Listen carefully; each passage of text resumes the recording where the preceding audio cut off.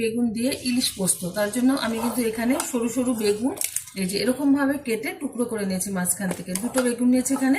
আর এখানে বড় সাইজের ইলিশ আমি 3 পিস নিয়েছি। এই দিয়ে কিন্তু আজকে বানাবো। তার আগে আমি এটা ম্যারিনেট করে নেবো।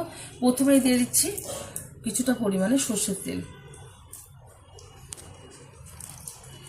দিয়ে দিচ্ছি কাশ্মীরি লঙ্কার গুঁড়ো একটু ভালো কালার আসার জন্য, আপনারা এটা নাই ব্যবহার করতে পারেন।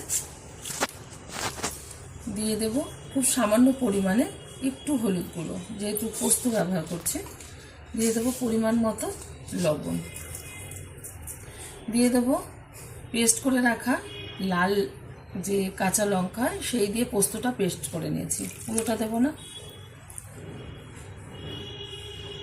ভালোভাবে উপকরণ দিয়ে মেখে নেব। ভাবে আমি ইলিশ মাছটা মেখে নিয়েছি উপকরণ দিয়ে। আর এখানে কিন্তু কোনো কিছু ব্যবহার করিনি, লবণ বা হলুদ। এই যে এটা আমি ঢেলে দেবো, এতে কিন্তু সুন্দরভাবে এটাই টেস্ট চলে আসবে বেগুনটায়।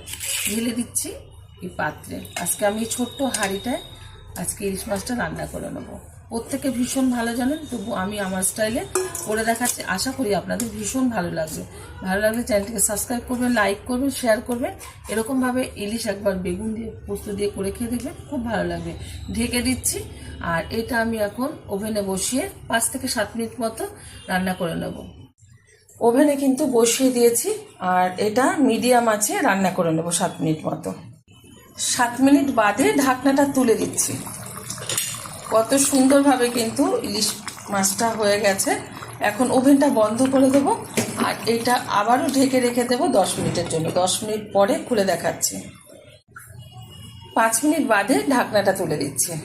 কত সুন্দরভাবে কিন্তু এই যে ইলিশ মাছটা রান্না হয়ে গেছে। এখন গরম গরম ভাতের সাথে এটা সার্ভ করব। আপনারা অবশ্যই এরকম একটা রেসিপি ট্রাই করবেন, আশা করি ভীষণ ভালো লাগবে।